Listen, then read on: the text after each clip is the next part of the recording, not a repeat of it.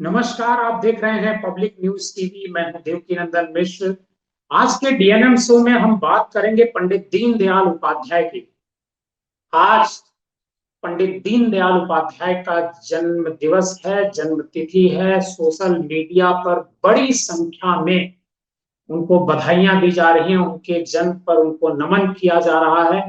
और भारतीय जनता पार्टी के जो लीडर्स हैं, जो चाहे वो मुख्यमंत्री हो या और बड़े लीडर्स हो, वो सारे लीडर जहां कहीं भी पंडित दीनदयाल उपाध्याय की मूर्ति लगी हुई है, वहां पर जाकर के उनको पुष्प चढ़ा रहे हैं। 24 घंटे पहले उन मूर्तियों की सफाई दफाई की गई थी और आज सुबह से ही वहां पर उनको पुष्प चढ़ा करके श्रद्धांजलि अर्पित करने वालों का तांता लगा हुआ है। पब्लिक न्यूज टीवी भी पंडित दीनदयाल उपाध्याय को सादर नमन करता है। लेकिन आज उनके जन्म दिवस के मौके पर हम एक बड़ा सवाल भी उठाने जा रहे हैं। पंडित दीनदयाल उपाध्याय जनसंघ के अध्यक्ष थे। भारतीय जनता पार्टी उनको अपना सबसे बड़ा नेता मानती है, उनके पथ प्रदर्शन पर चलती है। दीनदयाल जिस विचारधारा को मानते थे, सबसे जो गरीब व्यक्ति है, सबसे जो अंतिम व्यक्ति है, उस तक सरकारी सुविधाएं पहुंचे, उसके पेट में दाना हो, वो खाने खाने को मोहताज न हो, ऐसी सोच पंडित दीनदयाल उपाध्याय की हुआ करती थी और वो इसीलिए जाने और समझे जाते थे। तो पंडित दीनदयाल उपाध्याय जनसंघ के अध्यक्ष थे। 1967 में उनको जनसंघ का अध्यक्ष बनाया गया था। वैसे उनका जन्म तो 25 सितंबर 1916 को हुआ था, लेकिन जनसंघ का अध्यक्ष उनको बनाया गया था 1967 में। और 1967 में वो अध्यक्ष बने और करीब एक साल का समय भी नहीं बीता था, उनकी 10 फरवरी 1968 को रहस्यमय परिस्थितियों में मौत हो गई। और दीनदयाल उपाध्याय की जो मौत हुई वो उत्तर प्रदेश के मुगल सराय में हुई। वो ट्रेन से दीनदयाल सियालदह एक्सप्रेस एक हुआ करती थी, उससे लखनऊ से पटना जा रहे थे और रात के करीब 2 बजे उनकी बॉडी जो है ट्रेन के नीचे मुगल सराय स्टेशन, जो बहुत बड़ा स्टेशन है, उस स्टेशन के नजदीक पड़ी मिली थी। उनके हाथ में 5 रुपए का नोट भी था। जब उनकी बॉडी रिकवर की गई, पुलिस ने वहां रिकवर की। अब तब से उस समय जो पुलिस ने जांच की, पुलिस स्वाभाविक सी बात है, जैसे महंत नरेंद्र गिरी के मामले में हुआ कि पुलिस मामले की जांच कर रही थी और जांच अभी शुरू हुई थी। 24-48 घंटे बीते ही थे कि ये मामला दबाव बना सीबीआई को दे दिया गया।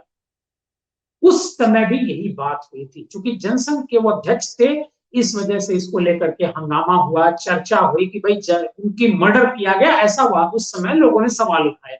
अब जब सवाल उठाए तो तत्कालीन जो गवर्नमेंट थी, उस गवर्नमेंट ने इसका उनके मर्डर की जो जांच थी वो सीबीआई को दे दी। उस समय सीबीआई के डायरेक्टर थे जॉन लोबो। खुद डायरेक्टर को जैसे ही सीबीआई को यह मामला गया, खुद जॉन लोबो उनकी मुगल सराय स्टेशन पर आए, जिसका नाम अब पंडित दीनदयाल उपाध्याय रेलवे स्टेशन हो गया है। नरेंद्र मोदी जी की सरकार बनने के बाद दीनदयाल जी को याद करने के लिए उनके जन्म दिवस के मौके पर मुगल सराय स्टेशन का नाम दीनदयाल उपाध्याय रेलवे स्टेशन कर दिया गया। जॉन लोबो के बारे में कहा जाता है कि वो सीबीआई के बहुत तेज तर्रार अधिकारी थे और बहुत डेड ऑनेस्ट अधिकारी थे। जॉन लोबो खुद मुगल सराय स्टेशन पर आए, उनके साथ बड़ी पूरी टीम थी और टीम जांच कर रही थी। कई दिनों तक वो टीम यहाँ रुकी थी। ऐसा सुनने में आता है, ऐसी रिपोर्ट्स में मुझे जानकारी मिली है कि जब जांच वो यहाँ से फुल कंप्लीट कर पाते, फोरेंसिक की और सारे तहकीकात कर पाते, लोगों से उनकी टीम की पूछताछ हो पाती, इससे पहले उनको दिल्ली बुला लिया गया। मतलब जो दिल्ली की जो सरकार थी, उसने जॉन लोबो और उनकी टीम को वापस बुला लिया गया। वहीं से ये सवाल उठने शुरू हुए कि क्या पंडित दीनदयाल उपाध्याय की जो मौत हुई है वो कोई संदिग्ध मौत है, कहीं ऐसा तो नहीं कि उनका मर्डर हुआ हो, और मर्डर के बाद जो व्यक्ति उसमें फंसने वाला हो उसका उसके प्रभाव के चलते उसे उनके प्रभाव के चलते उस जांच की दिशा को बदलने का प्रयास किया गया, ऐसा कहा जाता है। अब बात आती है कि सीबीआई ने फिर भी उस मामले की जांच की, और जांच में जो रिपोर्ट सीबीआई ने दी वो बड़ा सतही सा था। क्योंकि सतही, मैं इसे सतही रिपोर्ट इस वजह से कह रहा हूं क्योंकि बहुत लंबे समय तक मैंने पुलिस की रिपोर्टिंग की है और मैंने देखा है कि किस तरह से चोर चोरी करता है और लूटपाट कैसे होती है। जो सीबीआई ने रिपोर्ट दर्ज की, उन सीबीआई का ये जो रिपोर्ट दाखिल हुई उसमें कहा गया कि दीनदयाल उपाध्याय की हत्या जो है हुई है, लेकिन वो मामूली चोरों ने की है, उनका मकसद चोरी का था। अब यहाँ सवाल ये उठता है कि अगर उनका मकसद चोरी का था तो 1968 में 5 रुपए की भी बड़ी कीमत हुआ करती थी, तो उनके हाथ में 5 रुपए का नोट चोर क्यों छोड़ करके गए? ये एक बड़ा सवाल है। हालांकि इस मामले में खास उस समय भी बड़ा तेजी से इस मामले में सुनवाई हुई जब सीबीआई ने रिपोर्ट दाखिल की, तो उस रिपोर्ट में सीबीआई ने एक बात लिखी जिसकी वजह से आज मुझे ये प्रोग्राम करना पड़ रहा है।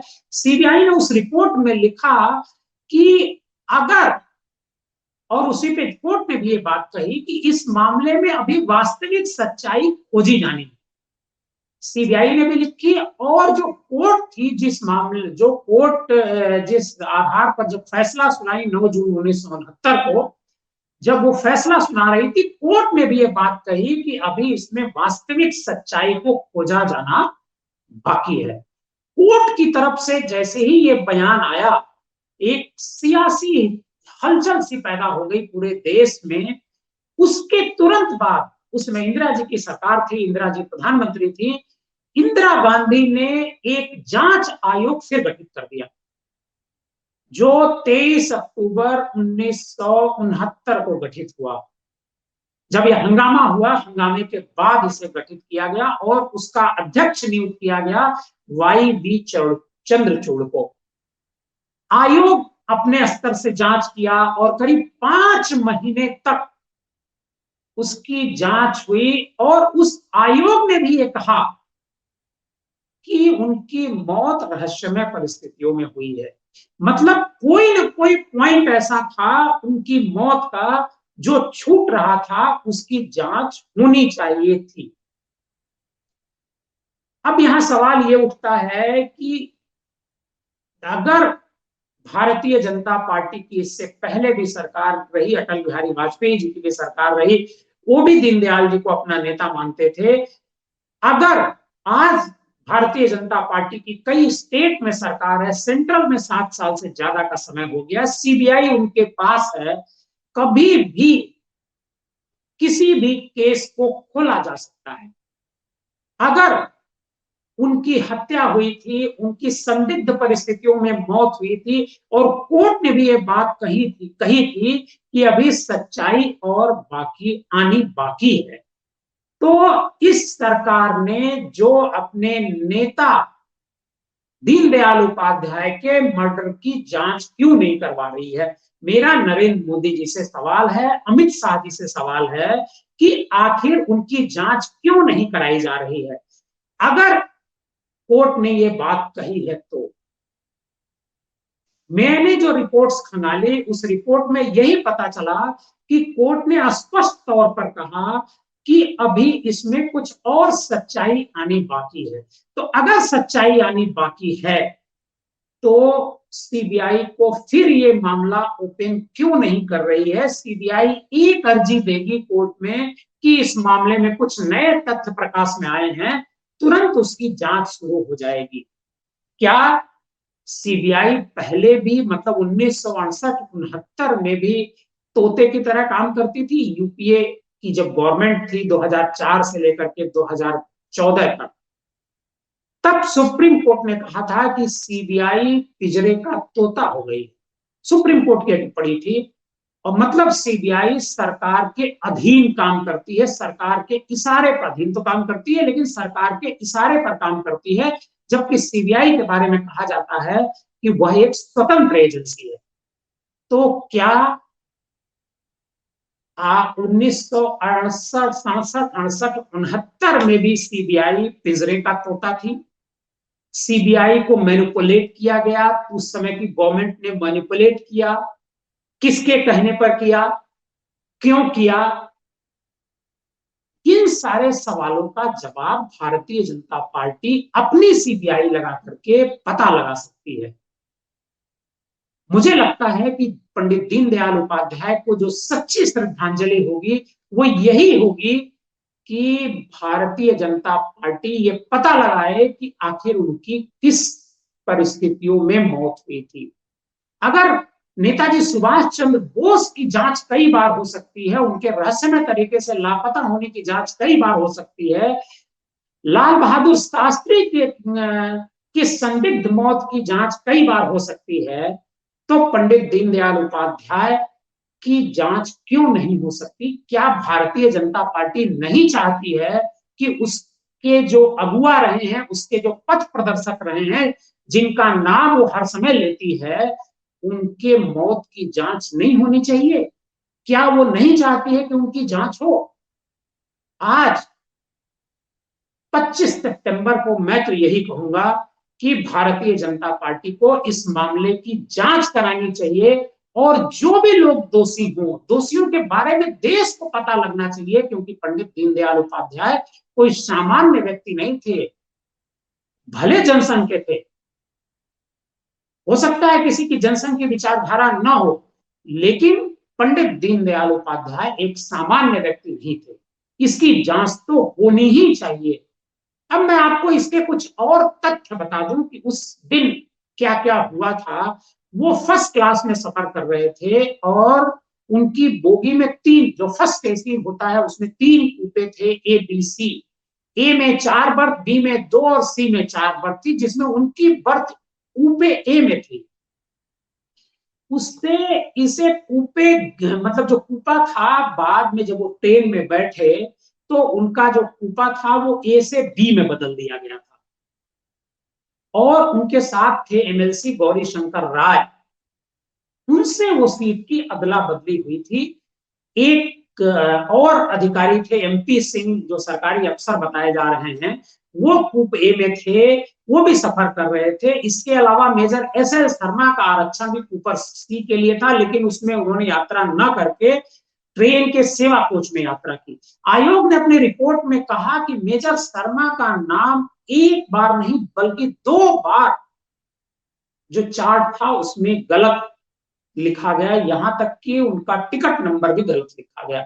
तो आखिर ये क्यों लिखा गया?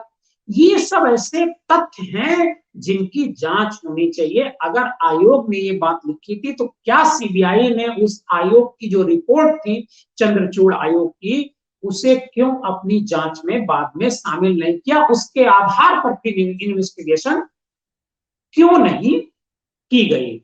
अब सवाल ये है कि उनके पास जब वहां उनकी बॉडी, कैसे किसी व्यक्ति की बॉडी नीचे चली जाएगी, और जिस जिस कंपार्टमेंट में सफर कर रहे थे उसमें फिनाइल की बोतल मिली और भी कई चीजें मिली, और शव को जिस तरीके से रखा गया था वो निहायत ही मतलब संदेह पैदा कर रहा था कि उनका मर्डर किया गया है। अब मर्डर चोरों ने किया या चोरी का बहाना बनाया गया, चोरी का एक घटना रची गई, चोरी का एक दृश्य बनाया गया, ये तो जब जांच होगी तभी पता चलेगा। और जहां तक मेरी जानकारी है कि पुलिस कभी भी किसी भी मामले को जांच में नए तथ्य उजागर करके खोल सकती है, और शायद इस मसले में भी पुलिस ऐसा कर सकती है। लेकिन पुलिस, सीबीआई क्यों नहीं कर रही है? भारतीय जनता पार्टी क्यों नहीं इस मामले को उजागर कर रही है? ये एक बड़ा सवाल है। मुझे लगता है कि पूरे देश के लोग जानना चाहते होंगे कि भारतीय जनता पार्टी इसे ओपन करे और पंडित दीनदयाल उपाध्याय की जो हत्या हुई उसका सच सबके सामने लाया जा सके। आज के डीएनएम शो में बस इतना ही। आप खुश रहिए, स्वस्थ रहिए, मस्त रहिए।